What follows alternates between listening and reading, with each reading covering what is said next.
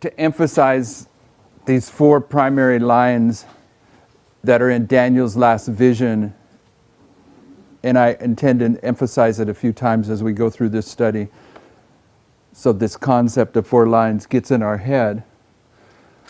It's about four kingdoms, okay?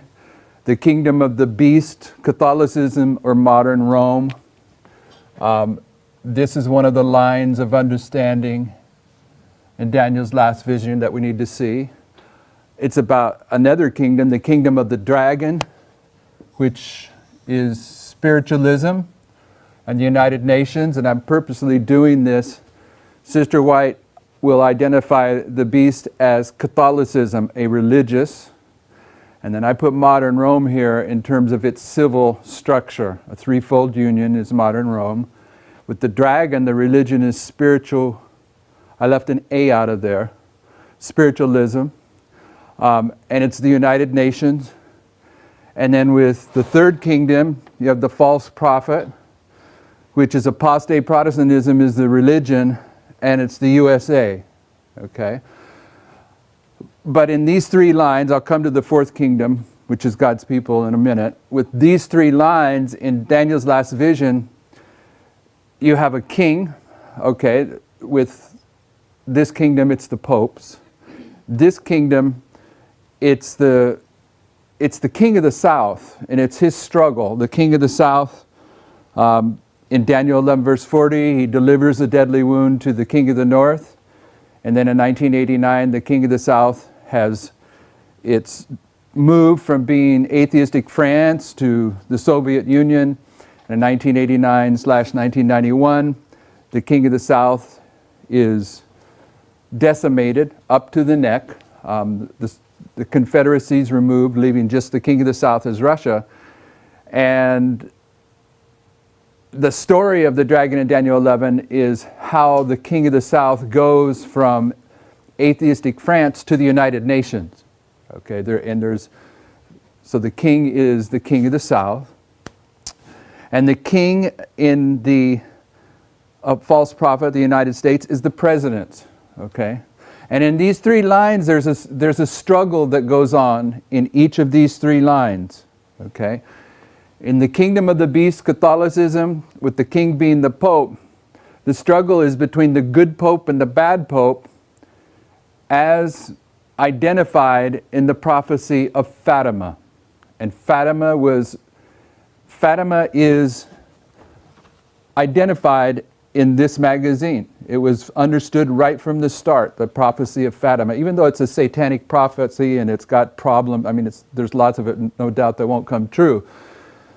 The prophecy of Fatima is the guiding, it's what directs the popes and how they manage their personal papacies. Okay? Pope John Paul II understood that he was the good pope.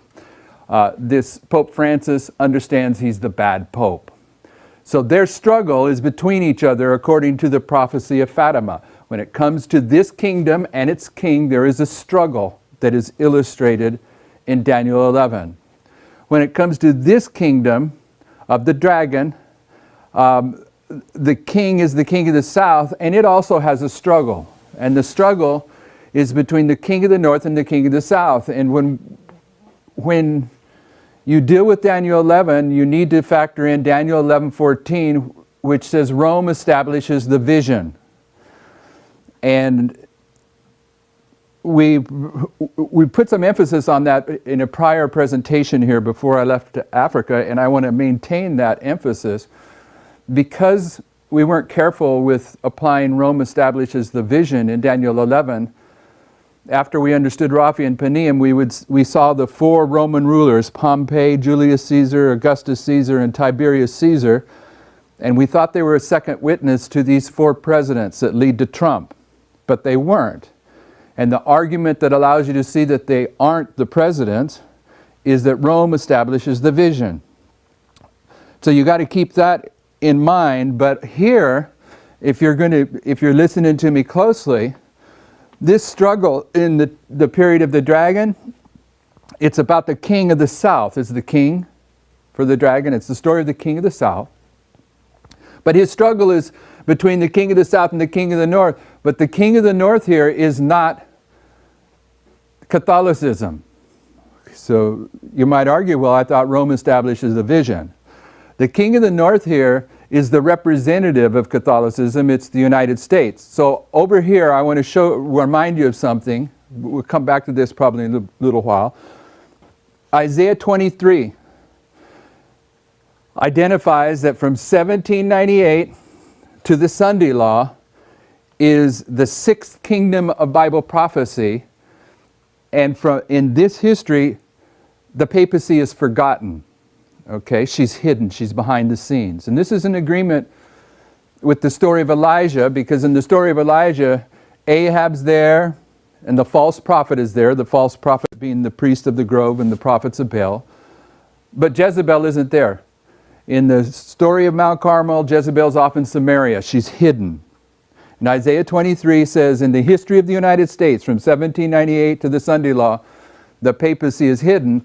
But nevertheless, in the kingdom of the dragon, which is the subject of Daniel 11, that you need to see in Daniel 11, 40 to 45, when it's speaking of the dragon, it's speaking about the king of the south, and the struggle that illustrates the history of the king of the south is a struggle between the king of the south and the king of the north. But the struggle is with the representative of the king of the north, which is the United States. Okay, and this is based upon Daniel 11, verse 40 in the rest of the chapter.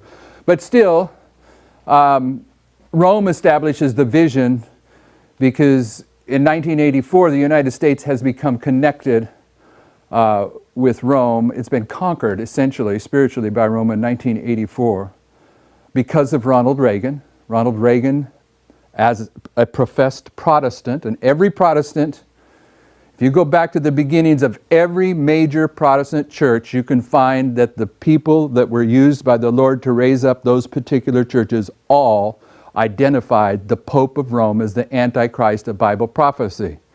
And so too with Ronald Reagan's Protestant religion.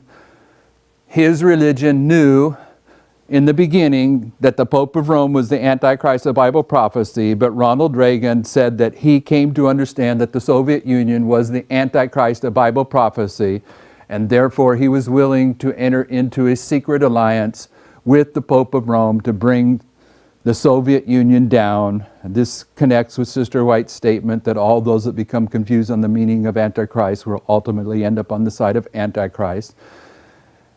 And if ever you strike some kind of agreement with Satan, you've just been overcome by Satan. The Bible speaks to this principle that by whomever you're overcome by, he becomes your ruler. So in 1984, the papacy took control of the United States with the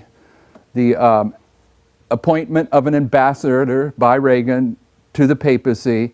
And therefore, from this point on, the United States becomes the representative of the King of the North, and sure enough, that's the way it played out in Daniel 11, verse 40, as we understood it. And I'm saying it plays out all the way to the Sunday Law, where both the King of the South, Russia, is going to come to its conclusion, and the United States is going to come to its conclusion. And the King of the South then is the United Nations, and the struggle that has gone on between Putin and Trump at the very end of this period of time, it will be Trump that prevails and becomes the leader of the King of the South, the leader of the United Nations. So this is the struggle. That's a story in Daniel 11 of the dragon. And then there's the kingdom of the false prophet of the United States. And the king, of course, is the president. And they have a struggle too, and the struggle in their history, and by the way, I left one thing out.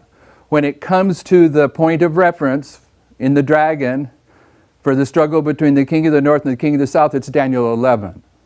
And what I'm saying is when it comes to the point of reference for the struggle for the beast between the good pope and the bad pope, it's the prophecies of Fatima. Okay, so when you get down here to the United States, this kingdom, the struggles between the Democrats and the Republicans, and the point of reference is the Constitution of the United States. Okay, so you have three struggles that are going on in these three kingdoms that are in Daniel 11:40-45 and in Daniel's last vision. And the three struggles always have two opponents: good pope, bad pope, king of the north, king of the south, Democrats, Republicans. And the points of reference are Fatima, Daniel 11, and the Constitution of the United States. Okay, and there's all kinds of stuff that come out of that. And what I'm saying is until we get familiar with these lines, it'll be a little bit trickier to really apply the lines of prophecy that are in Daniel 11 to verse 40 and 45 without some kind of confusion. So that's why I'm taking time laying this out. And then the fourth kingdom is the kingdom of the 144,000. This kingdom, the 144,000, perfectly reflect the character of Christ. Sister White is clear on that. And in the time of Christ, Christ came to set up the kingdom of grace. But in the history of the 144,000, Christ comes to set up the kingdom of glory. Okay, and this is a subject of the Bible, whether you're aware of it or not. There's a kingdom that's set up. In October 22nd, 1844, Christ went into the most holy place to receive a kingdom. Okay, that's part of the story, not just to begin judgment, but to receive a kingdom. And the point of reference for this kingdom of God's people is that because they are representatives of Christ, if that's the way to say it, Christ was a prophet, a priest, and a king. So in their story, you have three lines, and you will see a struggle in each three lines, okay? The story of the kingdom of the 144,000 in terms of their fulfillment of being a prophet as typified by Christ, and the 144,000 reflect Christ's character perfectly, is the story of Elijah. In the story of Elijah, you see the struggle between the false prophets, which are twofold, man and woman, that Parminder and Tess in this movement, okay, with an unholy emphasis on a unholy relationship, which is just what they are promoting. And so there's a struggle here in this story. But this is the history of the priests. This kingdom is the history of the priests. And I'll go one step further than we usually do. In a generic sense, you can even include the Levites as priests. Okay, so when I'm saying priest, whether it's, as we understand it, the priests and the Levites, or both classes as simply the priests, I'm putting the parable of the 10 virgins here because I'm not sure how to express this struggle, but it's the work of dividing those two classes to foolish priests, wise priests, foolish Levites, wise Levites. There's a struggle that goes on. There's a struggle here. And then the king, Jesus was a prophet, a priest, and a king, has to do with establishing his throne in Jerusalem. And you can show that Ezra 7:9 says that Ezra gets to Jerusalem at the midnight cry. Okay, but we've taken time in this study before we went to Africa to show that the history from the midnight cry to the Sunday law is duplicated in the history of the Sunday law to the close of probation. Both of those are image of the beast testing times, first in the United States, then in the world. In that regard, Jerusalem is the midnight cry, and this history ends at the Sunday law, but it goes to the close of probation. So Jerusalem can be here, but it's also here. Okay? This is when the priests are lifted up as the ensign for the Levites, and this is where the priests and Levites are lifted up as an ensign for the Nethinims. But Ezra gets here on the first day of the first month in Jerusalem, and for many years now we have demonstrated that when the Lord is choosing Jerusalem, and that's what I'm saying he's doing here, Isaiah 2, he's choosing Jerusalem. It's going to get lifted up as an ensign. Look at Isaiah 2. I'm sure we all know this, but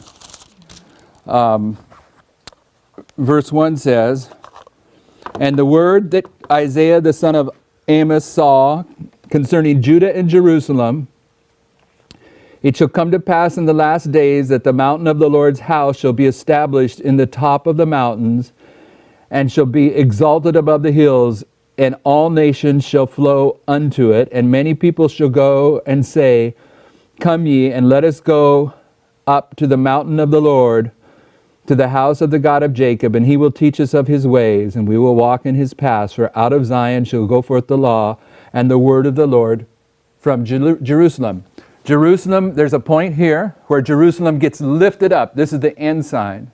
This is where Ezra gets to Jerusalem, and all nations are going to flow through it. And later on, Isaiah says, how does he say it? No more strangers shall pass through her forever. Okay, so this is what we would call the church triumphant. It's the wheat and tares have been fully separated forever.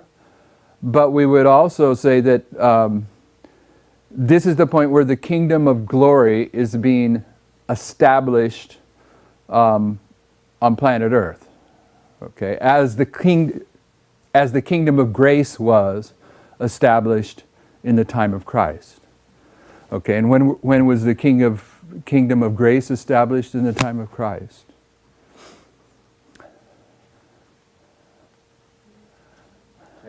When was the kingdom of grace established in the time of Christ? The cross?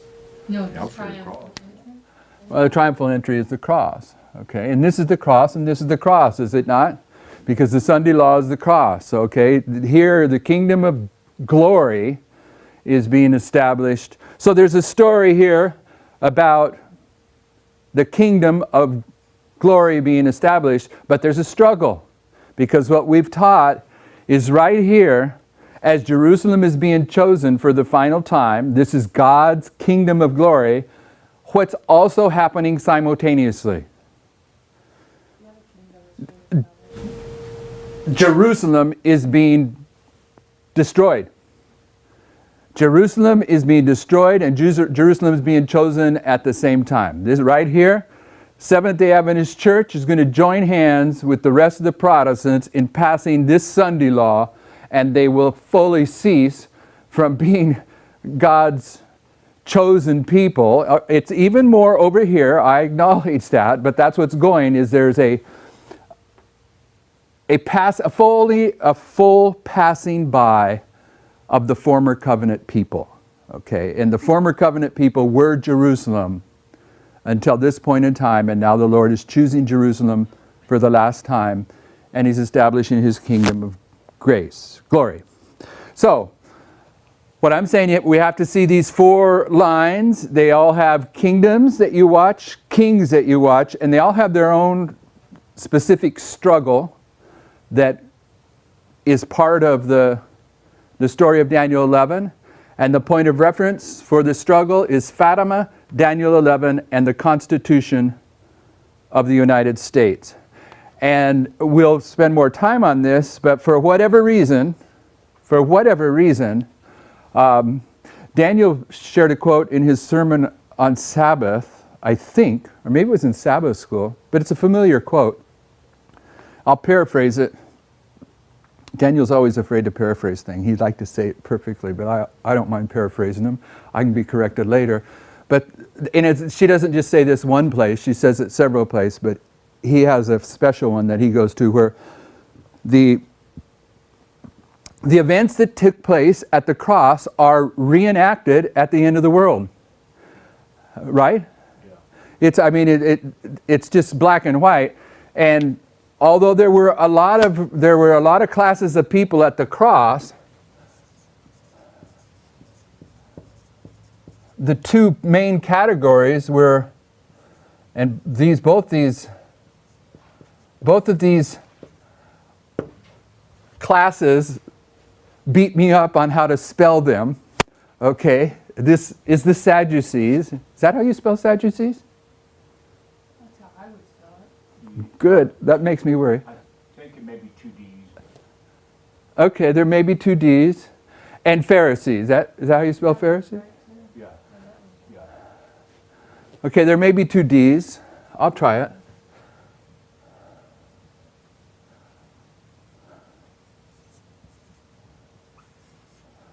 You think so?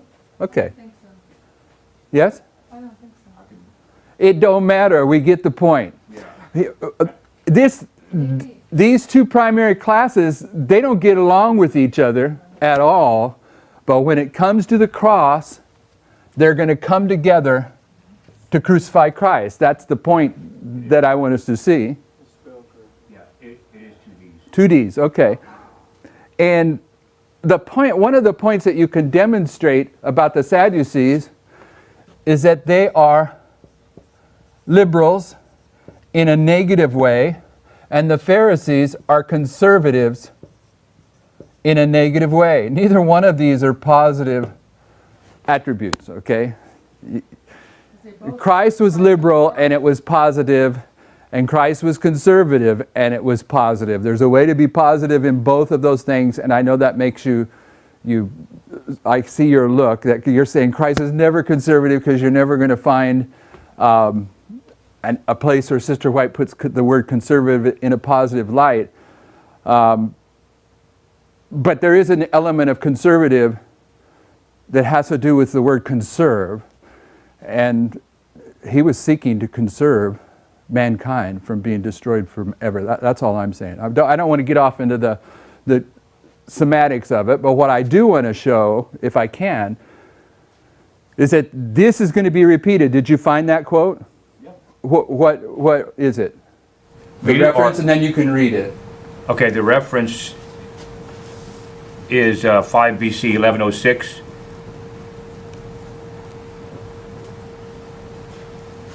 The scene transacted in Jerusalem at the betrayal and rejection of Christ represents the scene which will take place in the future history of the world when Christ is finally rejected.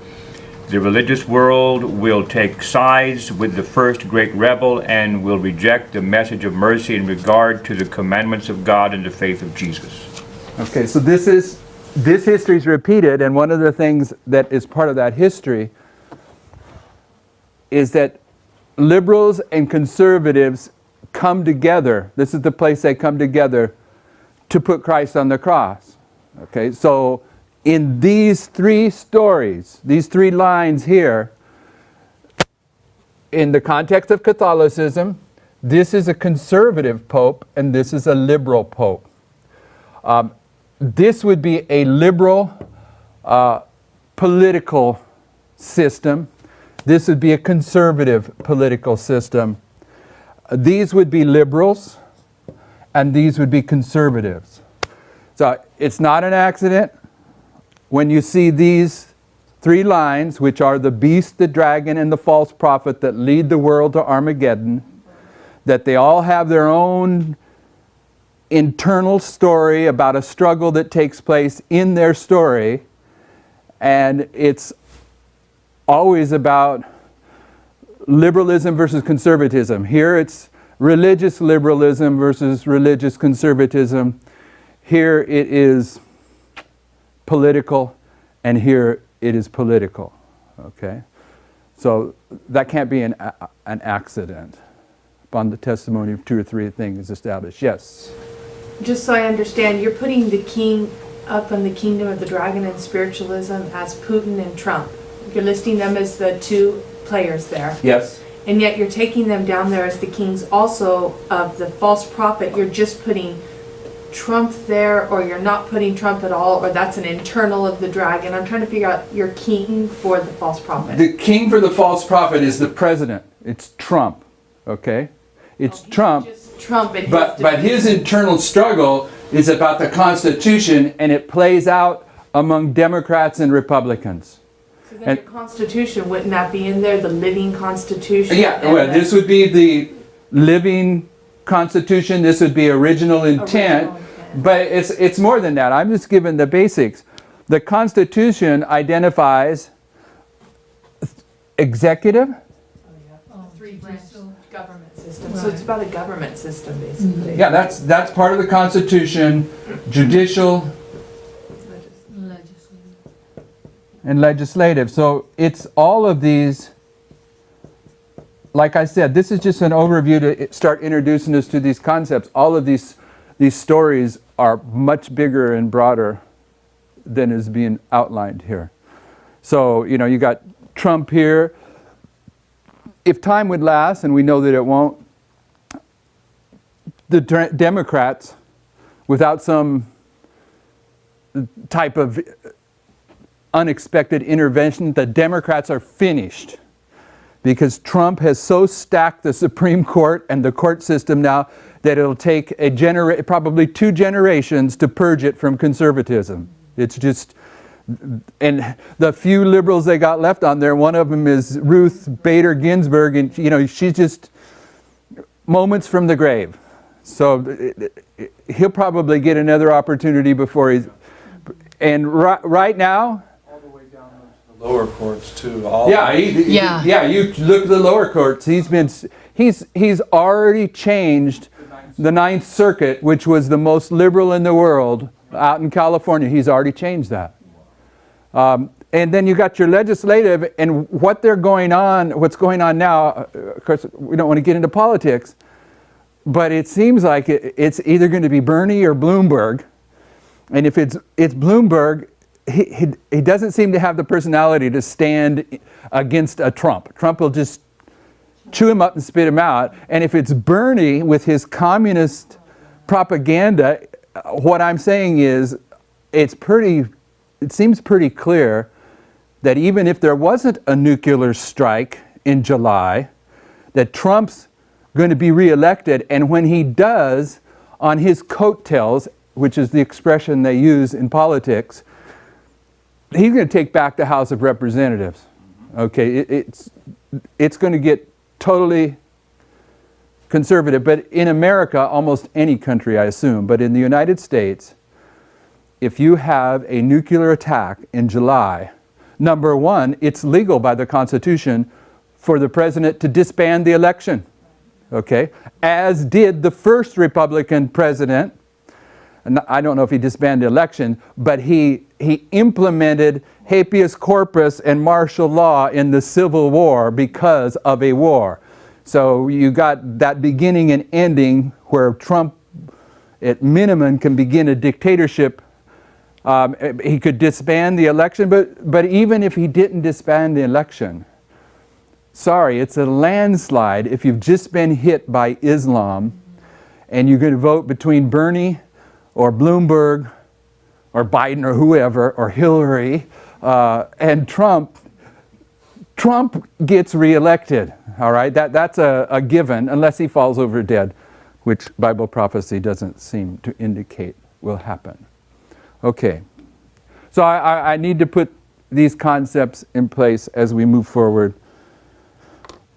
so we can familiarize ourselves with these concepts. This is old information. We'll come to it in a minute. I still want to finish off some stuff on time of the end. So if you would, turn to Daniel. Let's begin with Daniel 9.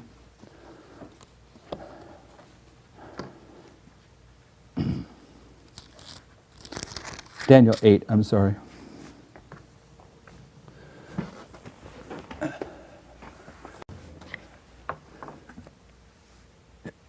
This is, maybe I'm making one of my bad assumptions, but Sister White says Daniel 8:14 is the foundation and central pillar of Adventism.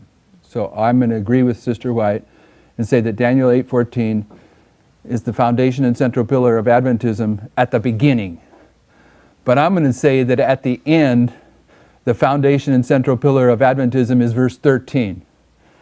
And I can get away with doing that because they're the same verse. The 13 and 14 you can't separate. One's a question, one's an answer.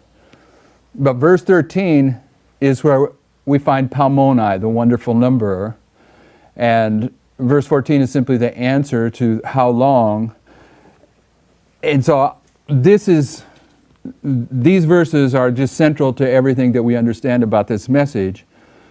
And in verse 15, let's read verse 13, 14, and 15 to put into context. Verse 13 says, "Then I heard one saint speaking, and another saint said unto that certain saint," that certain saint is Palmoni, the wonderful number, "which spake, How long shall be the vision concerning the daily sacrifice and the transgression of desolation to give both the sanctuary and the host to be trodden under foot? And he said unto me, Unto 2,300 days, then shall the sanctuary be cleansed." So the vision, in verse 13, how long is the vision? It's concerning two desolating powers, the daily and the transgression of desolation. That's paganism and papalism. And it's those two desolating powers are going to trample down two entities, the sanctuary and the host. Okay, so how long is asking about duration. The Adventist theologians say you can take that Hebrew word that's translated as how long and understand it to be when, because they don't want to deal with duration.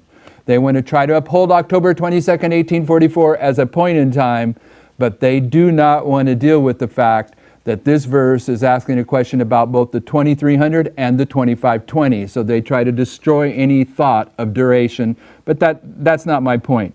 In verse 15 it says, "And it came to pass when I, even I, Daniel, had seen the vision," and that word vision there is Chazon, C-H-A-Z-O-N, however you want to pronounce it, "and sought for the meaning, then behold, there stood before me as the appearance of a man."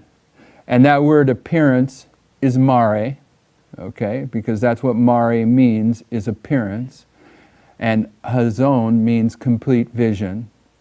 So notice what Daniel is seeking the understanding of. He's seeking the understanding of the Chazon vision, okay, the complete vision. In Daniel 8, the vision begins in verse 2. Okay, you got an introduction in verse 1 about what year it takes place. And then in verse 2, a vision begins. "And I saw in a vision, and it came to pass, when I saw that I was in Shushan, in the palace, which is in the province of Elam, and I saw in a vision, and I was by the river Ulai. Then I lifted up my eyes and saw, and behold, there stood before the river a ram, which had two horns." So he sees this vision of the ram, the goat, the horn, the little horn that's going to oscillate between a female horn and a male horn. And then by verse 12, the vision's over. Verses 2 through 12 is the Chazon vision, Chazon vision, however you want to pronounce it. And then he hears this heavenly dialogue that we just read, how long shall be the vision concerning this. So in verse 15, Daniel's saying, I want to understand the prophetic history of the complete vision, the Chazon vision, the complete vision of verses 2 through 12. I'm seeking for the meaning of that. That's what verse 15 is saying. "And it came to pass," verse 15, "when I, even I, Daniel, had seen the Chazon vision and sought for the meaning, then, behold, there stood before me as the appearance of a man. And I heard a man's voice between the banks of the Ulai, which called and said, Gabriel, make this man to understand the vision." And it's the mare vision. Daniel wants to understand the Chazon, but Gabriel's told make him understand the mare vision. Okay, so you have to understand what the mare vision is. And you can see both of the visions, the mare and the Chazon, in verse 26. Verse 26 says, "And the mare vision of the evening and the mornings which was told is true. Wherefore shut up thou the Chazon vision, for it shall be for many days." The Chazon vision is the complete vision. It's the vision of a period of time. That's why it's for many days. But the mare vision is the vision of the evening and mornings, and it's simply the appearance. Okay, and this expression evening and morning is found repeatedly in God's Word. It begins in Genesis. It says, "And the evening and the morning were the first day, and the evening and the morning were the second day." Everywhere in the Scriptures where you see this Hebrew expression, which I think is O-R-E-B, Oreb, and Bogar, but I could be right, B-O-G-A-R, Oreb and Bogar, something like that. Everywhere you find that in the scripture, it's translated as evening and mornings except for one place. And the fact that it's there so many times, always translated as evening, mornings, except for one place, it makes that one place a very special place. And the very special place where it is not translated as evening and mornings is verse 14. In verse 14 it says, "And he said unto me, unto 2,300 evening and mornings," is the actual Hebrew, but in the King James Version, it's unto 2,300 days. Okay? The point being is, in verse 26, it says, "And the mare vision of the evening and the morning," this proves that the mare vision is the vision of verse 14. "Unto 2,300 days, then shall the sanctuary be cleansed." On October 22nd, 1844, Christ is going to suddenly appear in the most holy place. And I say suddenly, based upon Malachi, where the messenger of the covenant comes suddenly to his temple, and Sister White says this sudden appearance in the temple, based upon Malachi, is identifying that it was not understood that it was going to take place. And the Millerites did not understand that Christ was moving into the most holy place. He suddenly appears in the most holy place on October 22nd, 1844, in fulfillment of verse 14. And this is the mare vision. And the mare vision is what Gabriel is told to make Daniel understand. Even though Daniel wanted to understand the vision of prophetic history, the Hazon vision, the Lord said, "No, I want you to understand the mare vision." Okay? Everyone with me? This is old material. So, go back to Gabriel's job assignment. Verse 17. "So he, Gabriel, came near where I stood, and when he came, I was afraid and fell upon my face. But he said unto me, Understand, O son of man, for at the time of the end shall be the vision." Okay, so we're dealing with the time of the end here, and this vision is the Hazon vision, the complete vision. Okay, it's the vision of prophetic history. And Gabriel's saying, understand this, that the vision you want to understand about, the Hazon vision, it's going to be sealed up till the time of the end, to 1798. Verse 18. "Now as he was speaking with me, I was in a deep sleep on my face toward the ground, but he touched me and set me upright, and he said, Behold, I will make thee know what shall be in the last end of the indignation, for at the time of the appointed, the end shall be." Okay? There are two indignations. What are the two indignations? The 2:25:20s. And now, Gabriel's going to do his job assignment. He's been assigned to make Daniel understand the mare vision, the appearance of Christ on October 22nd, 1844. And Gabriel first says, okay, the Chalzone vision is sealed up till the time of the end. And then he says, I'll make you understand what shall be in the last end of the indignation. If there's a last end of the indignation, what must there also be? A first end of the indignation. So if you have two indignations, one ends in 1798, the 2520 against the Northern Kingdom, and the other ends in 1844 against the Southern Kingdom of Judah, which one is the last? The 1844. So Gabriel is saying the last indignation, the 2520 that ends on October 22nd, 1844, is what I'm showing you. And why is he showing him that? A second witness for October 22nd, 1844, which is the mare vision. He's giving him a second witness. And what I want you to see here is that in verse 19, it's the last end of the indignation, for at the time appointed the end shall be. So October 22nd, 1844 is the time appointed and it's the end. And what is the Hebrew word that is translated as time appointed? Moed. M-O-E-D. Okay, moed. It means an appointed time. And so, remember that. October 22nd, 1844 is an appointed time. And we've looked recently at Daniel 11:24. Go to Daniel 11:24. We've been speaking about Daniel 11:24 and the Battle of Actium, the struggle between Augustus or Octavius Caesar and Julius and Anthony and Cleopatra. Verse 24 is speaking about pagan Rome, and the last phrase says that pagan Rome will rule the world even for a time. And that time began in 31 BC at the Battle of Actium, and it ended in the year 330 when Constantine divided the kingdom into east and west. And Uriah Smith informs us that when you get to verse 27, that the time that's under discussion is that time prophecy. And verse 27 says, "And both these kings' hearts shall be to do mischief, and they shall speak lies at one table, but it shall not prosper, for yet the end shall be at the time appointed." The end of the 360 years is a time appointed. Verse 29 says, "And at the time appointed he shall return and come toward the south, but it shall not be as the former or the latter." The time appointed is the end of a time prophecy.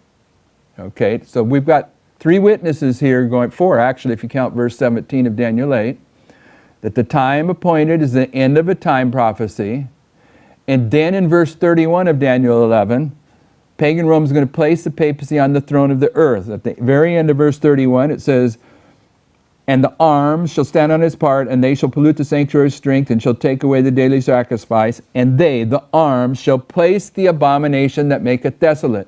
They place the abomination that maketh desolate. They place the papacy on the throne of the earth in 538, and then begins the 1260 years of papal rule. And verse 33, speaking of the persecution, says, "And they that understand among the people shall instruct many, yet they shall fall by the sword and by flame and by captivity and by spoil many days." Those days are the days that Christ refers to in Matthew 24. "Except those days be shortened, no flesh should be saved." That's the 1260 days. And then in verse 35 it says, "And some of them of understanding shall fall, to try them and to purge and to make them white, even to the time of the end, because it is yet for a time appointed." So the time of the end is interchangeable with the time appointed.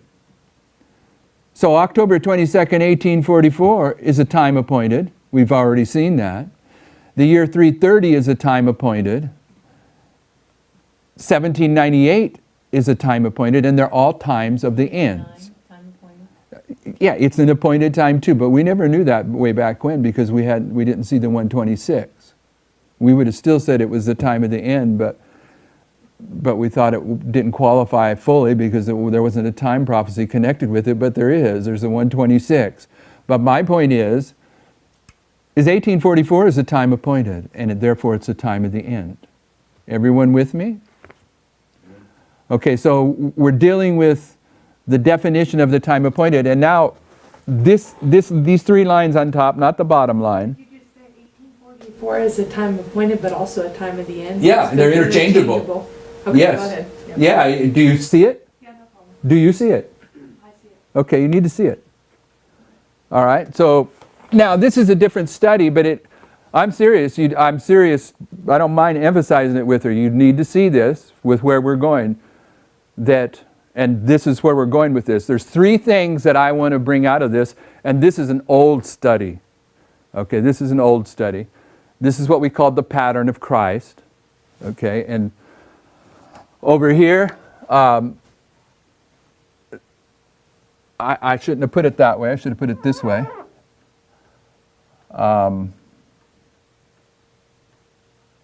Well, anyway, this is the pattern of Christ. This is 4 BC. It's the birth of Christ preceded by the birth of John the Baptist. 2 are born to mark the time of the end. And then there is 30 years. The 30 should probably be centered here. This 30 years is the 30 years that Christ is alive until he comes to his baptism.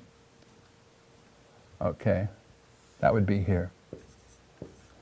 And this would be 27 AD, 31, and over here, 34. Okay, when he's baptized, he's going to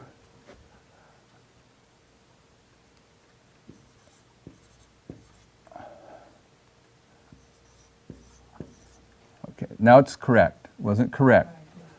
All right. When he's baptized, he's going to give his godly testimony for how long?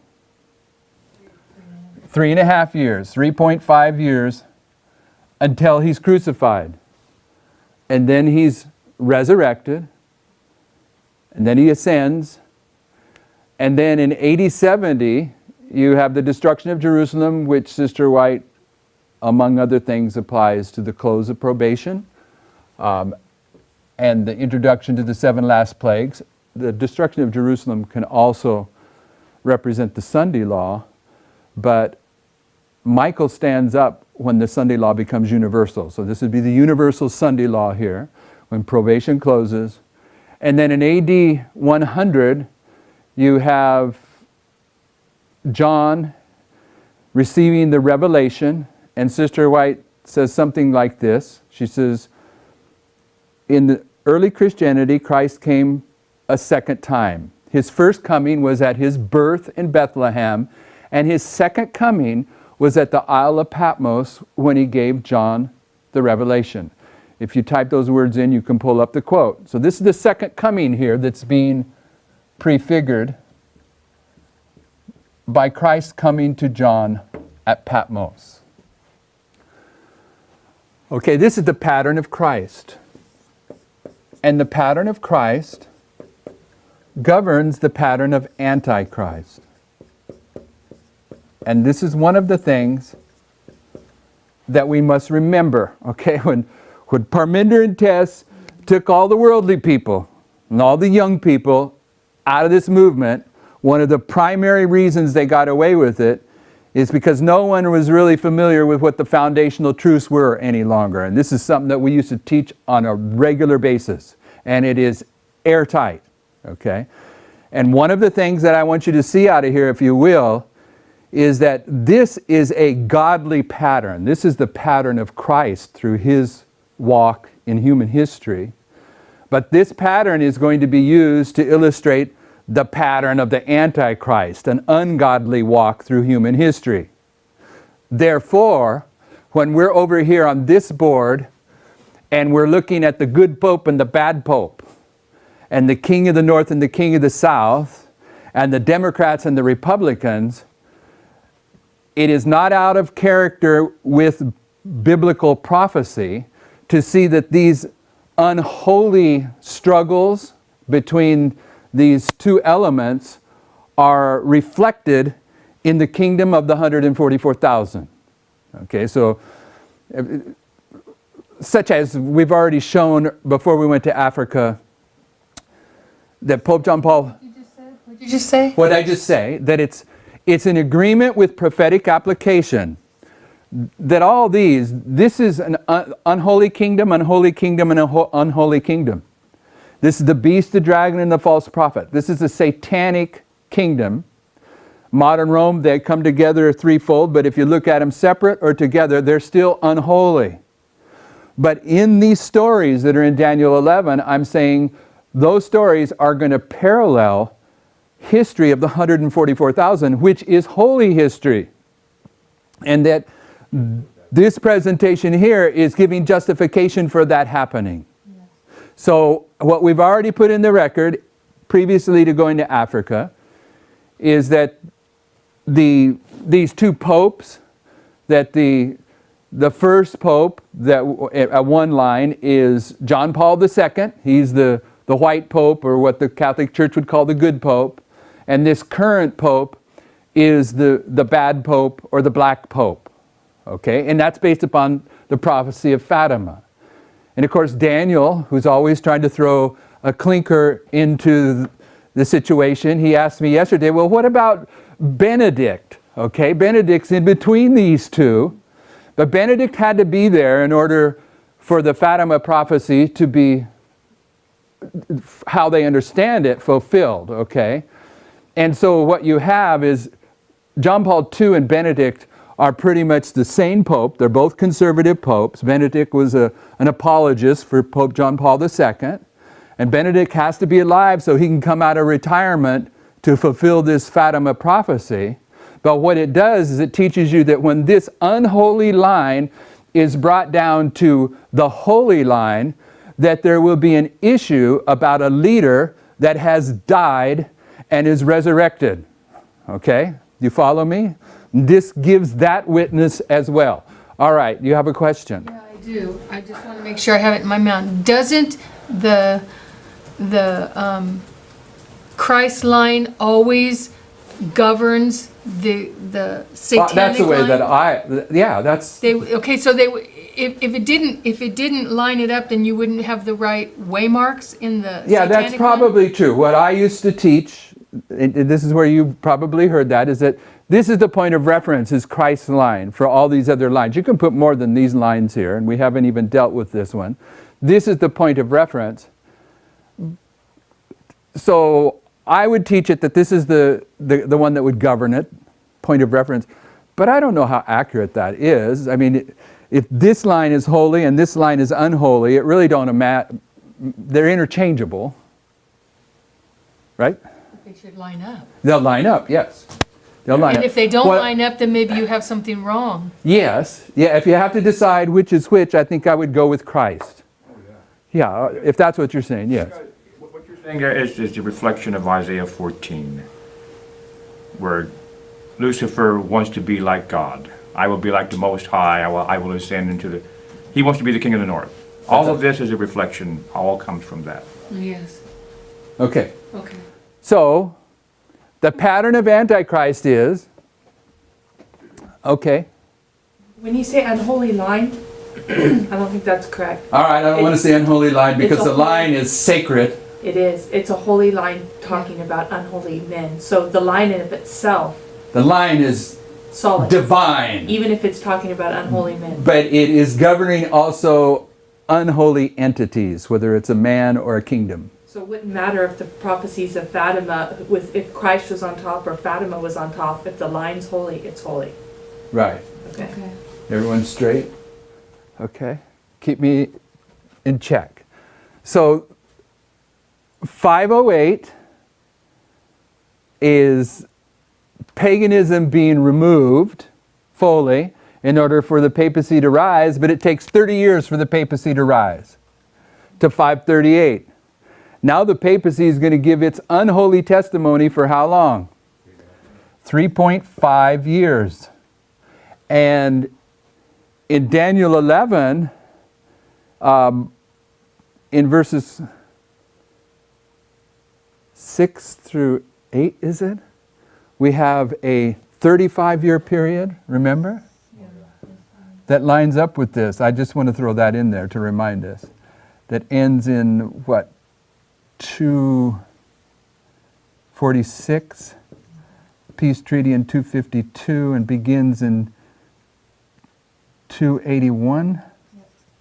Okay, so anyway, 3.5 here again, and that's lining up with the 3.5 that Christ gave his holy testimony.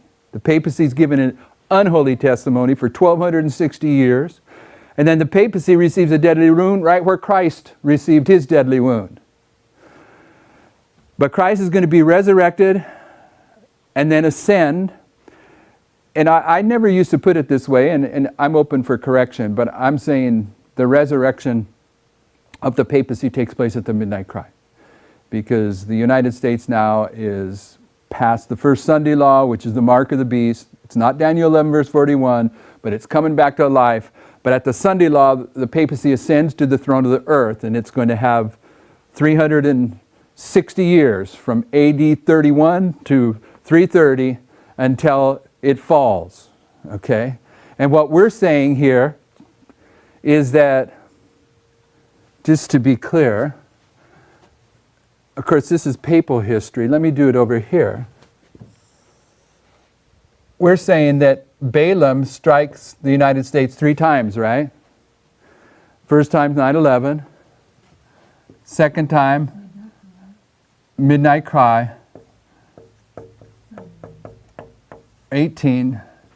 2020, and then again on December 25, 2021, in this history.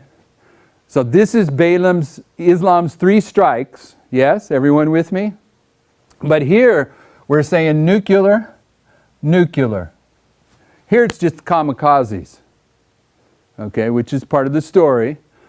But this history here, from here to here, we're saying it typifies this history to the close of probation. The close of probation is the final fall of Babylon. Yes? Yes? Yes. Okay, so here is the fall of the United States. This is the Sunday law in the United States. This is where Balaam and the donkey both fall down. Yes? Okay.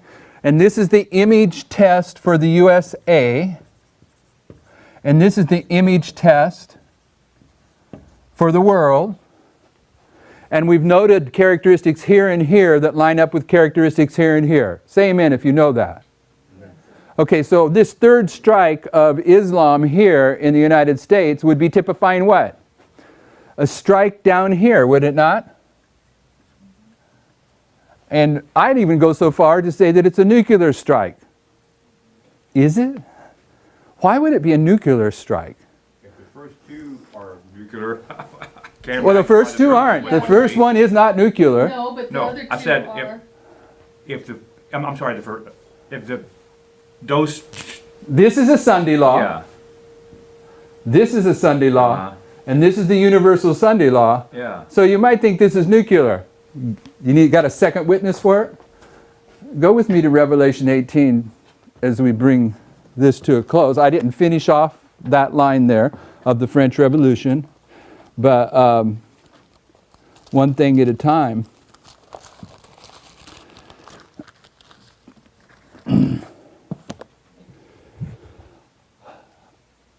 Let's start in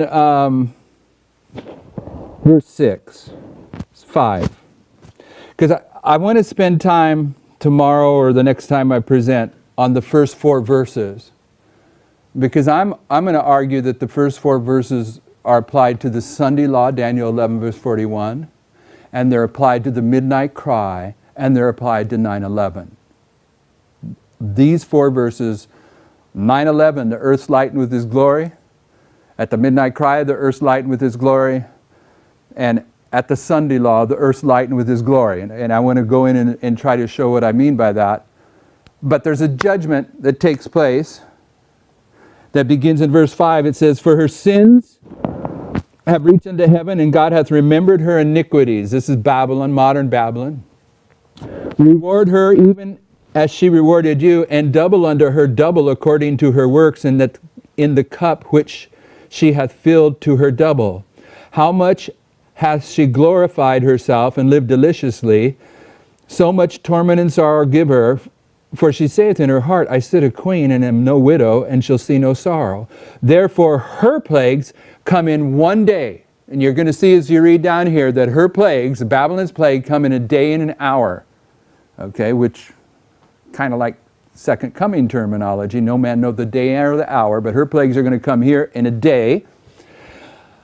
"Death and mourning and famine, and she shall be utterly burned with fire. For strong is the Lord God who judgeth her. And the kings of the earth, who have committed fornication and lived deliciously with her, shall bewail her and lament her when they shall see the smoke of her burning." She's going to get judged with fire, and everyone's going to see the smoke of her burning.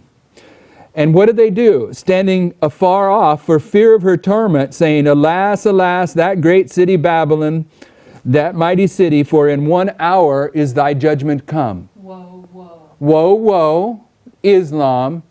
But why aren't you racing to the fire to put the fire out? What kind of fire do you keep away from as the smoke goes up?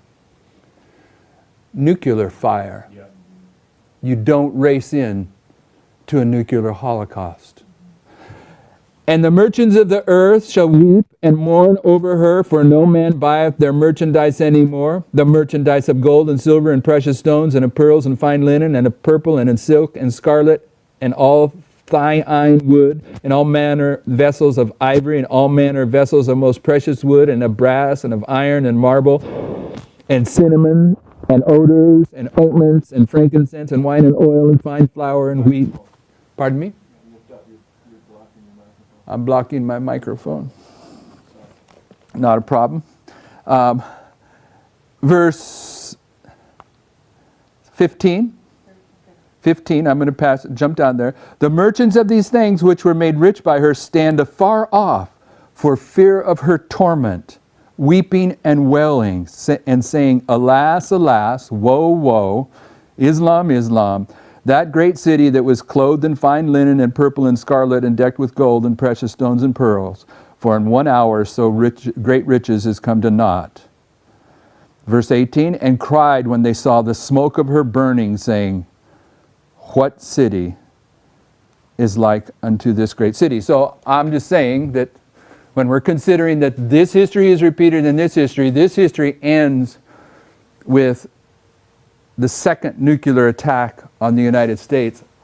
I'm saying Babylon comes down with some kind of judgment that is fire and smoke that no one wants to get next to. They stand afar off and look at the torment. Okay, but back to here. I want to at least get through here.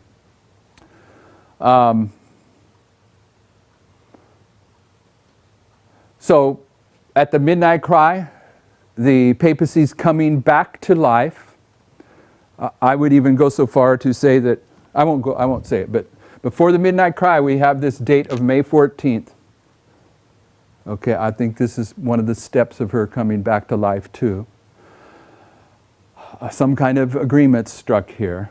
Then this Sunday law is where she becomes the head of the threefold union.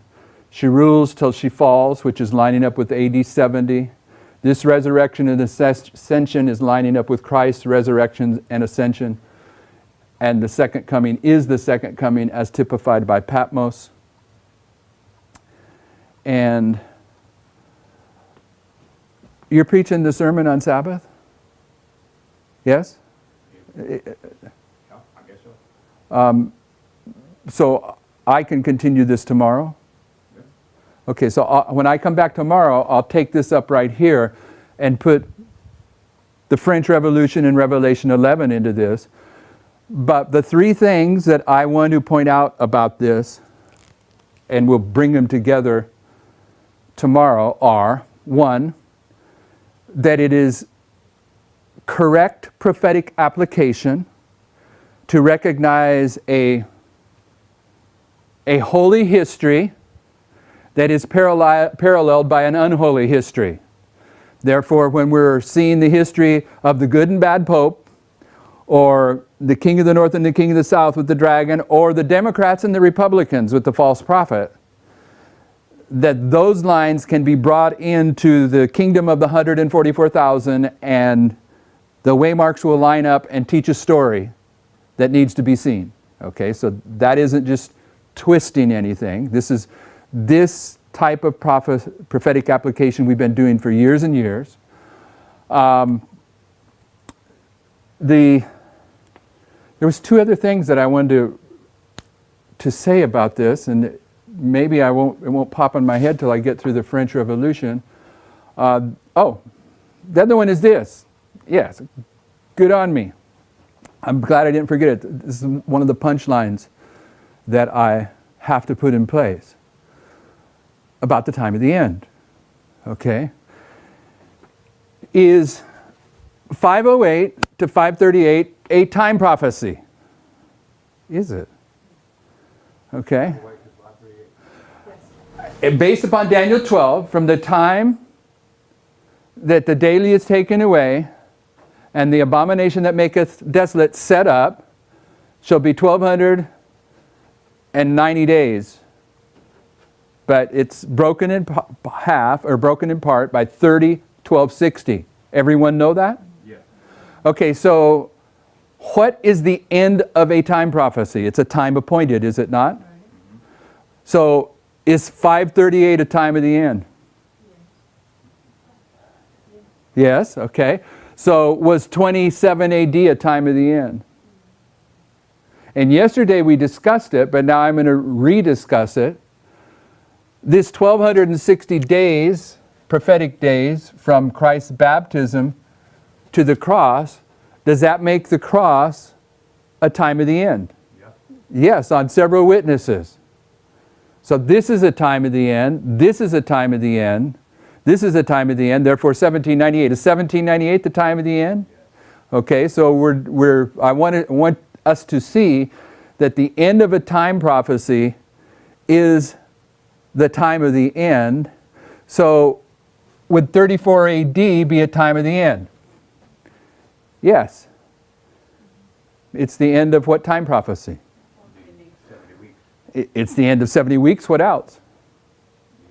It's the end of the last week. Yeah. What else? It's the end of the last half a week. You can show 3 time prophecies coming to conclusion in AD 34. And what happens in AD 34? Michael stands up. Okay, AD 34 is also the close of probation over here, if you can follow the logic. Yes?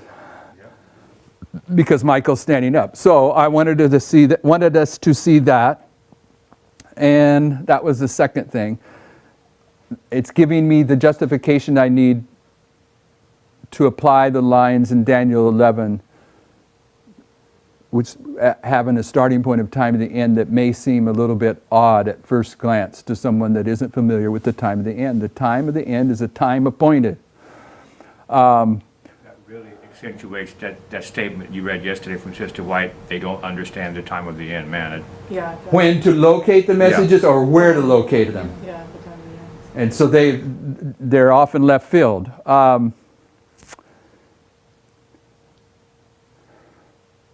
Okay, maybe the only other thing I wanted to say, there was 3 things for sure, but it may be about this, okay? And I know what it would be. And I'll tell you what it is, and then we'll deal with it tomorrow. I always struggled with this line and this line. This line is the French Revolution, and it's a line of the Old and New Testament. And right here in this story, we'll look at it tomorrow, the Old and New Testament they received their deadly wound. But how long are they in the grave? 3 days. That's how long Christ is in the grave. Yeah. There is 3.5. 3.5 days. And that's what I always struggled with. Christ was in the grave for 3 days and he's resurrected and then ascended. And here, the Word of God, the Old and New Testament in the French Revolution, they're in the grave 3.5 days. And it was always a struggle for me. And then I realized something, that, well, maybe the way to do it, probably the way to do it, is that there is a death in AD 34 of the bride. It's divorced, but there's also a marrying of a new bride, the Christian church. So there is a resurrection here, and the Christian church is then lifted up and ascends as it carries the message to the world. And if that's the case, then this would be 3.5, the same as the 3.5 down here. Okay, so we'll look at that tomorrow. Heavenly Father, we thank you for the many wonderful lines of prophecy that you've given us through the years that speak to the very issues at hand. And as I'm bowed before you at this point in time, I remember the third thing, and I want to put it into the prayer. I thank you that the line of Christ, the line of Antichrist, the line of the French Revolution and the Word of God are identical, thus proving that this Catholic concept of dispensationalism is absolute foolishness. That you are the same yesterday, today, and forever, and that you govern the providential leadings of your people from beginning to end with the same footsteps that you've always taken. So we thank you for our study this morning. Ask for a blessing upon our day's service to you. In Jesus' name, amen.